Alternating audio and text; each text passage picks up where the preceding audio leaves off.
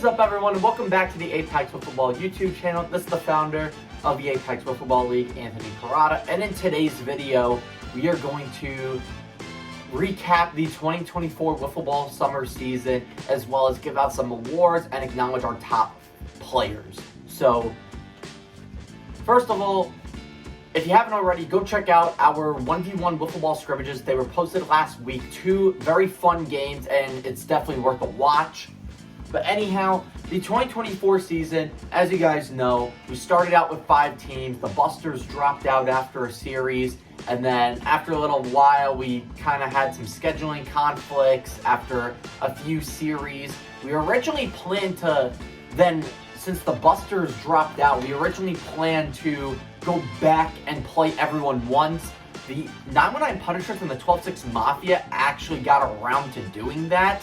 However, the reason why that video was never posted is because we actually played on arguably the hottest day of the year, and my phone overheated, and we didn't have the video camera at the time. That game, just going to sum it up, I will post the score and the stat line on Instagram at Apex Wiffle Ball _league, and you guys will see it right here. So the game was in the favor of the 919 Punishers of a score of 1-0. The only 3 players at the ballpark were actually me, Paul Rubino, and Chris Parada wound up joining the 919 Punishers for that game. The 12-6 Mafia had Brendan Fletcher, Pat Morrissey, Austin Wareham, and a new player, Noah Seepers. Paul and Brendan were just going at it on the mound. We wound up going to extra innings, both of them throwing shutouts through 3 regular innings. The 12-6 Mafia wound up getting a couple hits and threatened to score multiple times. However, Paul would lock it down on the mound and keep going at it. I only had 1 hit against Brendan Fletcher. No one else was hitting the ball. Paul walked in almost every at-bat he had, but me and my brother, unfortunately, were not seeing the ball too well. But then Brendan Fletcher started to lose a little control. He turned to Noah Seepers in the bottom of the 4th with the bases loaded and I believe 1 out. Noah Seepers, I think, wound up striking out a batter and then walked in another batter. So the 919 Punishers wound up winning via a walk-off walk. But other than that game, every other game is seen on YouTube. You can go to the playlist labeled 2024 season, I believe it's called. But anyhow, I want to give out some awards to acknowledge the best players from that season, because we did have a decent amount of games and a good amount of players did meet the criteria. If you guys don't already know, to meet a criteria in a certain category, so for hitting, you need to hit in at least 4 games. For pitching, you need to throw in at least 6 innings. And for fielding, you need to be involved in a combination of 4 plays between putouts, assists, and errors. So let's get right into the awards. So we're going to start off with the Rookie of the Year award, and the nominees are Alex Verhavari of OJ Elite, Paul Rubino of the 919 Punishers, and Duntel Watts of Triangle Takeover. And although 2 of the 3 candidates played solid, there was just 1 rookie that stood above the rest, really came in the league and dominated. And I am glad to say that this guy was on my team. In the 5 games he played, he went 8 for 19 up at the plate, which was a .421 batting average, which was 3rd in the league. He hit 2 home runs and 10 RBIs. He walked more than quadruple the amount of times that he struck out, walking 9 times and only striking out twice. He had a .607 OBP, which is 2nd in the league, a .737 slugging, and a 1.344 OPS, which is 5th in the league. And the most impressive part of this guy's game was he took over on the mound. He played in 3 games, 3 starts, 10 innings, went 3-0, and never gave up a run, which was the best in the league. He also struck out 27 batters, which was the 2nd best, only gave up 2 hits, which was the best. Also walked 10 batters in those 10 innings, which is the 2nd best. Had a 1.200 whip, which is the 2nd best whip in the league. A .679 on-base percentage against, which was the 2nd best. And a .061 average, which was the best batting average against. He threw all three of his games were shutouts, and 2 of his 3 games were no-hitters. So ladies and gentlemen, your 2024 Rookie of the Year goes to Paul Rubino of the 919 Punishers. Oh yeah! Get out! Yeah!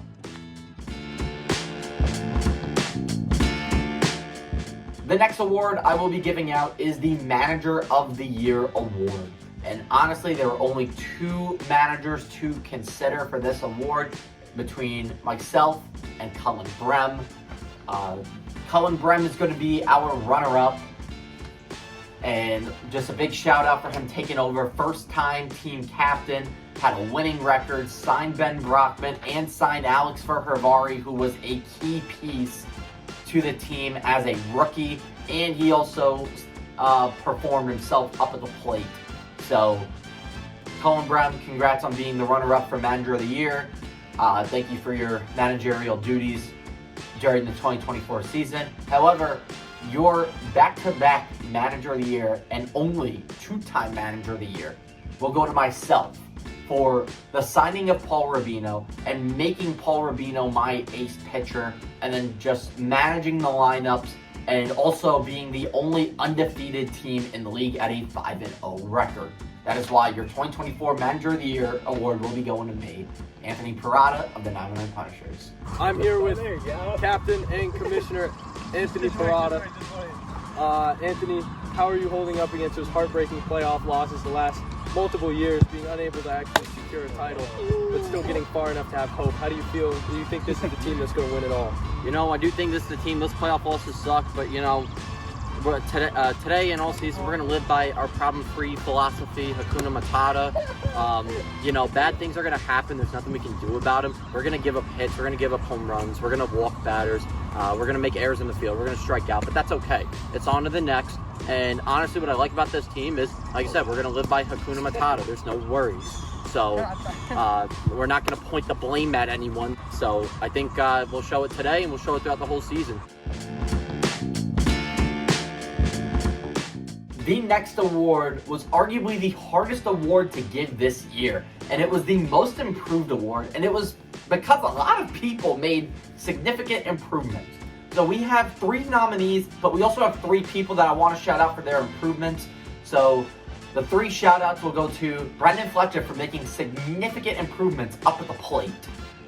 My brother Chris Parada for hitting his first home run, getting more hits in one series than he did all of the previous year, as well as RBIs. And he got his first ever pitching win. And then also Matthew Hensel, who, due to injuries and scheduling conflicts during the 2023 season, he only played in 2 games. And this past year, he came back and actually led the league in batting average and had the 3rd most hits in the league. However, the top 3 nominees for Most Improved Player Award will go to Cullen Brem of OJ Elite, Ben Brockman of OJ Elite, and Sam Majmundar of the 12-6 Mafia. Not only did this player improve from the previous season, this player improved throughout his career. This guy started off in the 2022 season having played 5 games and only recorded 1 hit and 15 at-bats, which was under a 100 batting average. Didn't have any home runs or RBIs, and he struck out quadruple the amount of the times that he walked, and only had a 222 OBP and a 289 OPS. The next season he came back, only played in 2 games, went 0 for 9, including a reach on error. Didn't have any home runs, recorded his first career RBI, and he walked 1 time in 2 games and struck out 6 times, which resulted in a 100 OBP and a 100 OPS. However, in 2024, this guy broke out, and I had a feeling he was going to break out due to the speed limit and just not as talented pitchers, because he faced a lot of talented pitchers in the 7 career games he played previously. But in the 4 games he played in 2024, he went 7 for 19 with 3 home runs, which was tied for 2nd in the league. He had 8 RBIs, a 368 average, was very tight in the walk-to-K ratio with a 6 walks and 7 strikeouts. He had a 520 OBP, an 842 slugging, which was third in the league, and a 1.362 OPS, which was fourth, and was almost 1 whole point higher than his previous 2 OBPs combined. He also was solid in the field, making 5 putouts while only committing 1 error in 2024. So with that being said, your most improved player of the year goes to Sam Majmundar of the 12-6 Mafia. That's up! No way! Sam Majmundar with his first career Apex Wiffle Ball. That's foul. That hooked around the base. Home run. 11-2. And that's gone.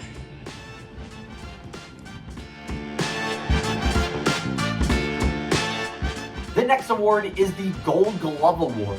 This award is going to go to the best fielder in the 2024 season.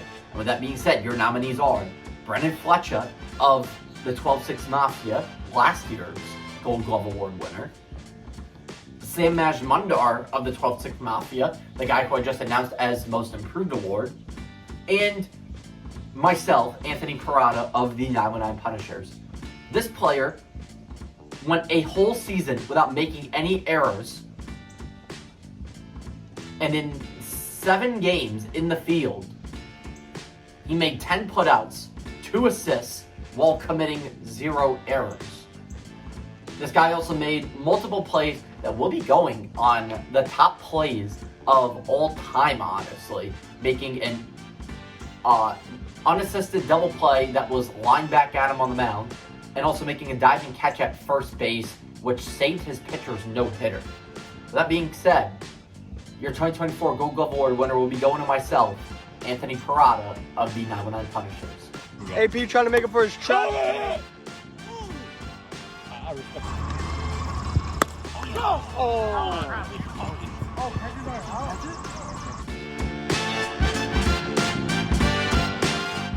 The next awards going out are our Silver Slugger Awards. Unlike last year where we only had 1 good hitter, we are going back to giving out 3 Silver Slugger Awards. So our first Silver Slugger Award will be going to the guy who, in 5 games, he went 11 for 21 up at the plate, which was actually tied for the first most amount of hits in the league. We are going to give him first because the other person with 11 played in more games than him. He had a 478 average, which was the second best. He was tied for second in the league with home runs with 3, had the most RBIs in the league with 15. He had a 4-to-9 walk-to-K ratio, a 556 OBP, which was 4th, and 870 slugging, which was 2nd, and a league-leading 1.425 OPS. The first Silver Slugger we are giving out will be going to Ben Brockman of OJ Elite. And that's up! And that is out of here! Ben Brockman with a 3-run home run! That's up! And another home run for Ben Brockman! The next Silver Slugger Award will be going to a guy who in 5 games went 10 for 24 up at the plate, which was the 4th most amount of hits. That accumulated for a 417 average, which was the 4th best in the league. He hit 3 home runs, which was tied for 2nd, and 13 RBIs, which was 4th. He had a 533 OBP, a 792 slugging percentage, which was 4th in the league, and a 1.325 OPS.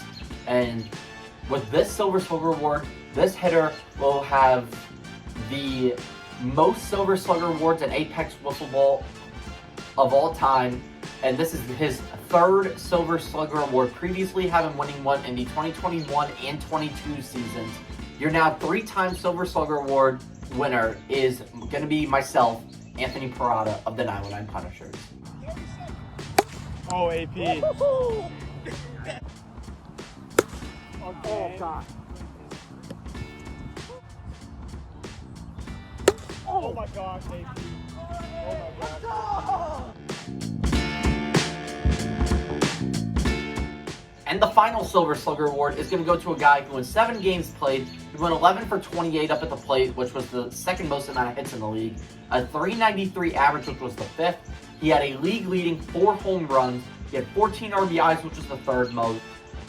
He had a 514 on base percentage, an 893 slugging, which led the league, and a 1.407 OPS, which is the second best in the league. The final Silver Slugger award will be going out to Brendan Fletcher of the 12-6 Mafia.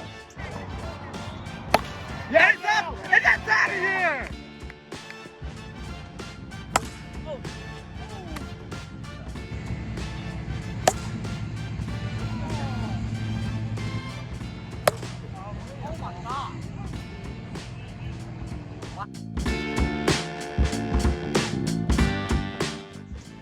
And now we're getting to our final two awards. These two awards are the most prestigious awards in wiffle ball and in baseball, honestly. So first, we're going to present our Cy Young Award. The nominees are Ben Brockman of OJ Elite, Brendan Fletcher of the 12-6 Mafia, and Paul Rubino of the 919 Punishers. This award is going to go to a guy who in 10 innings pitched, 3 games and 3 starts, went 3-0 on the mound, and didn't give up a single run. Yet again, we're going back-to-back years with Cy Youngs, who did not give up a single run. This guy was also the second best in strikeouts at 27, only gave up 2 hits, which was the best in the league. Gave up 10 walks, which was the second best, a 1.20 whip, which was the second best in the league, a .279 OBP against, which was the second best, and an 0.61 average, which was the best. And in those 3 games, all of them being shutouts, 2 of them were no-hitters. With that being said, your 2024 Apex Wiffle Ball League Cy Young Award goes to Paul Rubino of the 919 Punishers. Nice. Nice.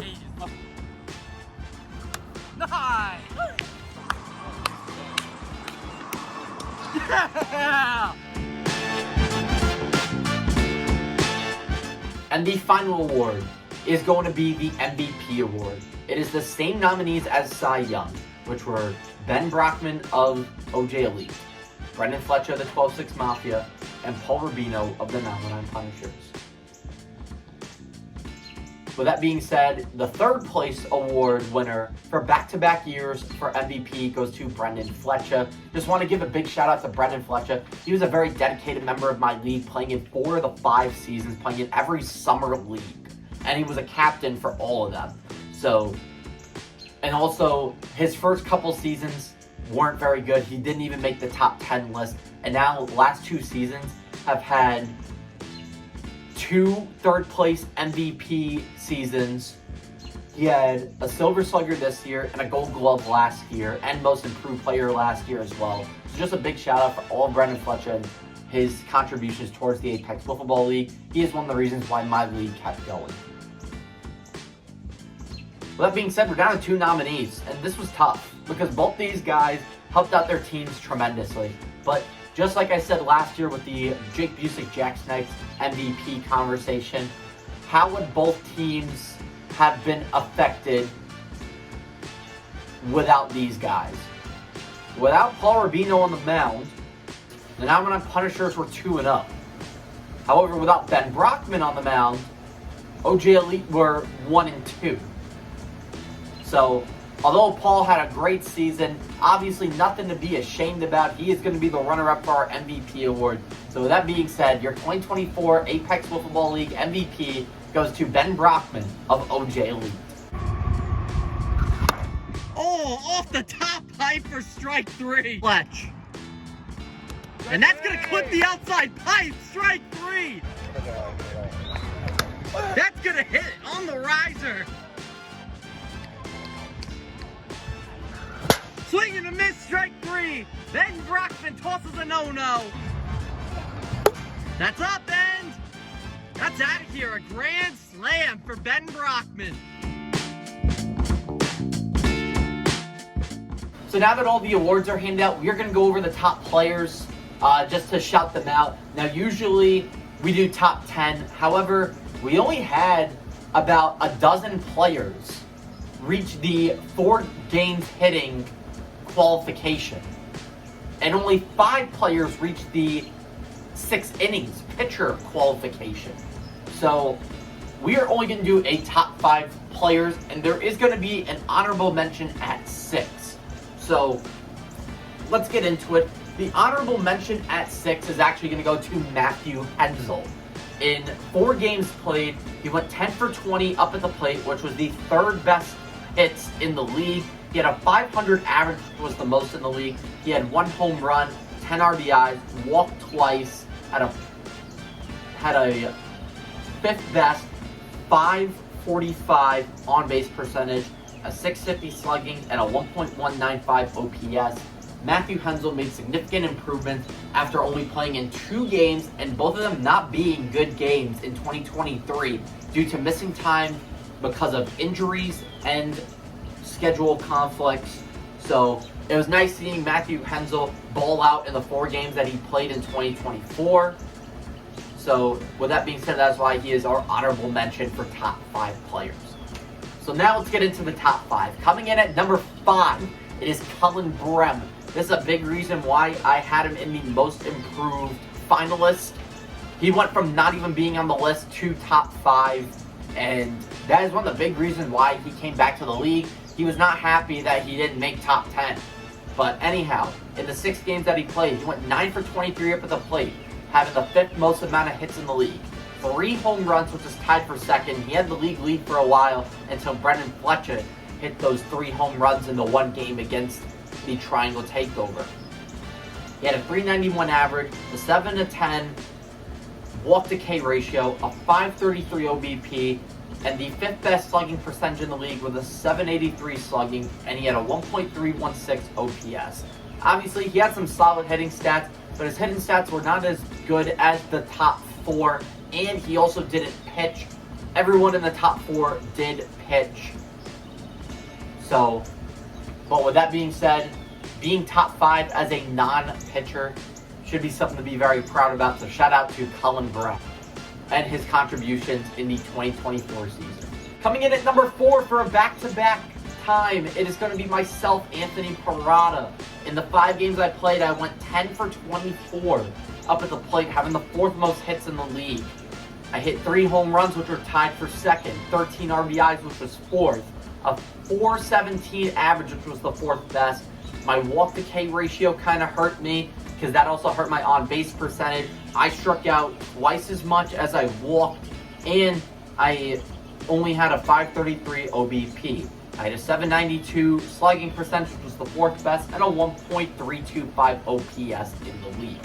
However, the games I pitched were not that great. I did pitch in 2 games, both of them being starts, and I went 2-0 on the mound in the 6 innings I pitched. However, both of them were kind of cheap wins, and I only won those games due to the fact that my team's hitting abilities helped me out.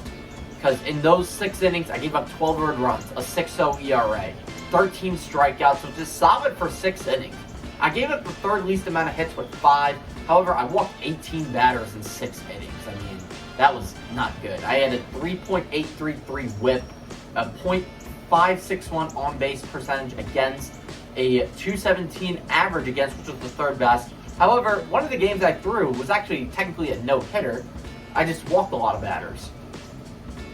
And also, my fielding helped me out a lot this season. 10 putouts, 2 assists, while making 0 errors, which earned me the Gold Glove Award. Obviously, my lackluster pitching and my more power-based numbers put me at number 4 instead of anything higher. So, coming in at number 3 is going to be Brendan Fletcher. He played in 7 games, and 11 for 28 up at the plate. Had the 2nd most hits in Apex Wiffle Ball, a 393 average, which was the 5th best. Led the league in homers with 4. Had a 14 RBIs, which is the 3rd most in the league. A 7-10 walk to K ratio gave him a 514 OBP. He had a league-leading 893 slugging percentage and the 2nd best OPS in the league with a 1.407.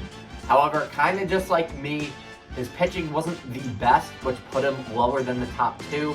He did pitch in 4 games, all 4 of which being starts. He went 2-2 on the mound. And in my opinion, one of the losses was actually his best pitching outing. It just was unfortunate he didn't get enough run support.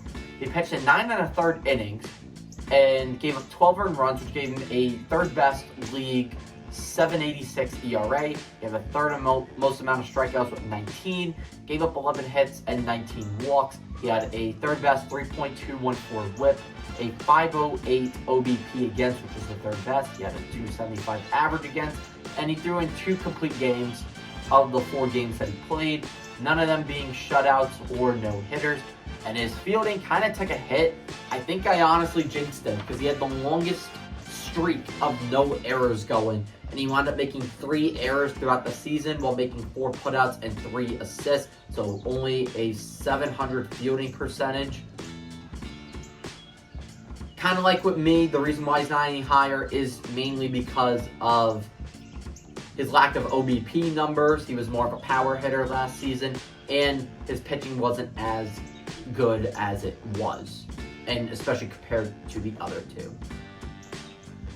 So now coming in at number 2 is going to be Paul Rubino. He played in 5 games, went 8 for 19 up at the plate. He had a 4.21 average, which was the 3rd best in the league. Hit 2 home runs, 10 RBIs, had more than quadruple the amount of walks to strikeouts, which helped him have the 2nd best OBP in the league with a 6.07. He had a 7.37 slugging and a 5th best OPS with a 1.344. Paul's best feature wasn't just his ability to get on base and occasionally hit a couple home runs. He also pitched the best. He won the Cy Young Award. In those 3 games and 3 starts, didn't give up a single run at all, let alone an earned run. Struck out 27 batters, which is the same amount as Ben Brockman, except he pitched in 1 more inning than Ben Brockman. Gave up 2 hits, which is the best in the league. It's actually tied for Ben Brockman as well. However, Paul pitched in 1 more inning and gave up the same amount of hits, so that's why Paul gets the tiebreaker. He gave up the 2nd most amount of walks with 10, and he had a 2nd best 1.200 WHIP. Like I said, all 3 games were shutouts, 2 of them being no-hitters. Although Paul had slightly better pitching numbers than Ben Brockman, it wasn't too far off, and honestly, Ben Brockman hit a lot better, so that is why Paul comes in at number 2. But yet again, you come in as a rookie not knowing what the league is made of, and you're the 2nd best player in the whole league. Gotta give him credit for that. However, your number 1 player is Ben Brockman. With 5 games played, he went 11 for 21 up at the plate, the most amount of hits. He had the 2nd best batting average with a 4.78, tied for the 2nd most homers with 3. 15 RBIs, which was the best. Could have struck out a little less. He had a 4-to-9 walk-to-K ratio. However, he had the 4th best OBP, 2nd best slugging percentage, and the best OPS. So he came top 4 in every hitting category. And with the exception of OBP, he was top 2 in every hitting category. On top of that, he was top 2 in every pitching category too. With his 3 games played, all 3 being starts, his 9 innings. Perfect record. Gave up 4 earned runs, but a 1.33 ERA. Limited the walks, only walked 7 batters. He was tied for the most amount of strikeouts, and like I said, we give him the strikeout tiebreaker due to the fact that he pitched in less innings than Paul. He, however, did not get the hits tiebreaker due to the fact that he pitched in less innings than Paul. He had a league-leading 1.0 WHIP, best OBP against, 2nd best average against, and he threw a shutout and a no-hitter as well. So with that being said, that was our 2024 season in review, our awards, and our top players. So thank you guys for watching. Go check out our 2024 videos if you haven't seen them to see what these guys did. And stay tuned for our videos to wrap up this channel and wrap up the league.